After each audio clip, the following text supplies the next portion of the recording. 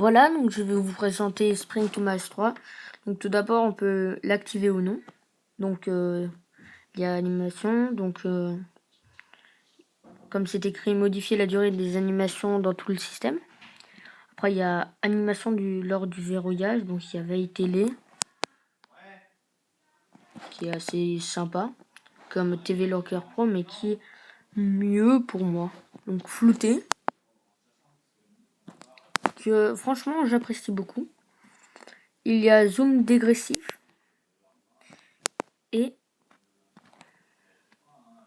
disparition vers le haut. Donc moi je préfère flouté, que je trouve vraiment très bien fait.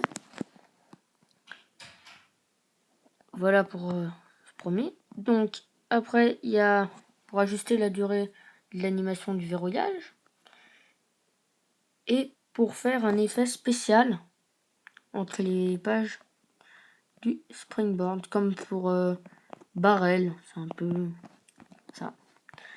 Et après il y a le multitâche, donc on peut cacher les icônes ou non. Donc moi je préfère les avoir. Redimensionner les pages, donc par exemple 200. Voilà, ça, je trouve ça pas vraiment super. Bon, après on peut les mettre plus petits, ça peut être sympa, plus petits, ou alors même minuscules, mais ça c'est pas super. Donc voilà, ou alors assez sympa, qui reste tout de même assez bien. Donc voilà, moi je sens le bouton Home, donc Respring ou pas.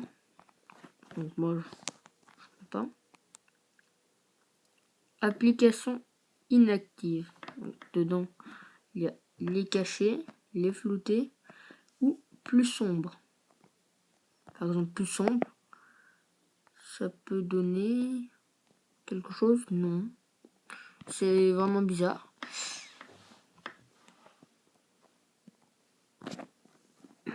Donc voilà pour le multitâche. Après il y a le centre de contrôle. Donc moi je n'utilise pas vraiment ça, mais on peut faire tout de même 2-3 réglages, comme cacher le lancement rapide, la luminosité. Donc là ça réduit, donc c'est plus 20. Mais après on peut mettre juste par exemple ça peut être sympa pour certains ou non d'autres. Donc moi je mettrais plus ça, c'est pour moi le plus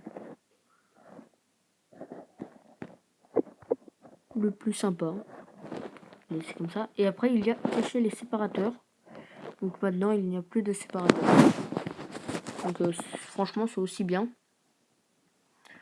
Mais moi je préfère quand c'est grand. Franchement je vais pas vous le cacher. Donc je vais laisser comme ça, je vais juste cacher.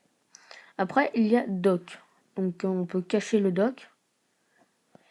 On peut cacher l'arrière-plan du dock. Donc, ça peut être sympa. Ah non, là c'est pas, il faut faire un respring. Mais franchement ça peut être sympa, je l'ai déjà fait.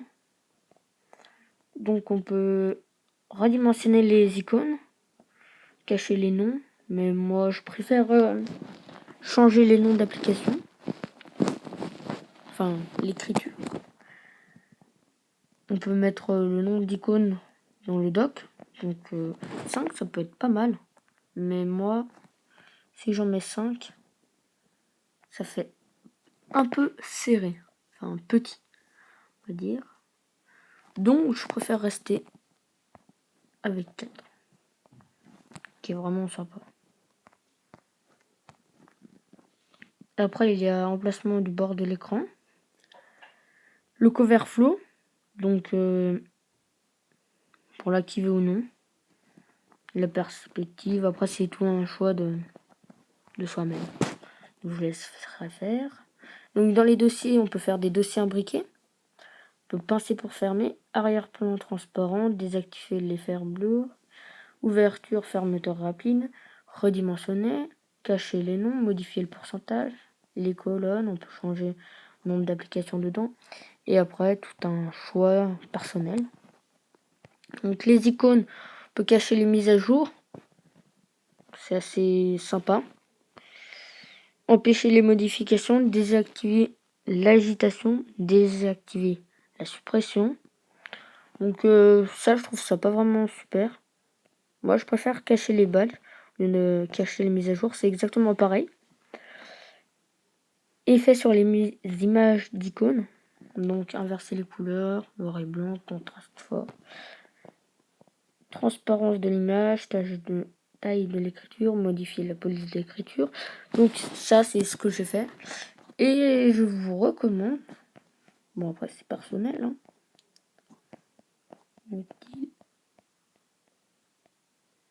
Bradley End, on va dire.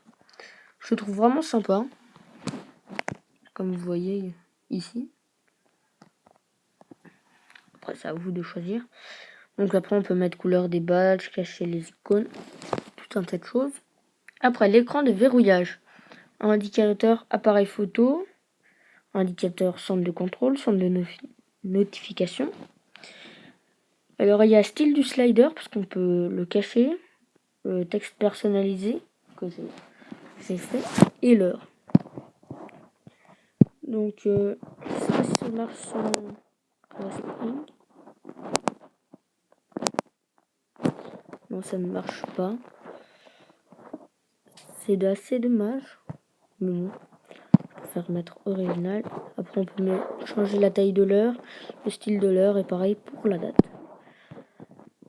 Page pour cacher les points ou non. Moi je préfère, je trouve ça plus design, mais c'est personnel. Désactiver le spotlight. Redimensionner les icônes, cacher les noms, colonnes, lignes par défaut.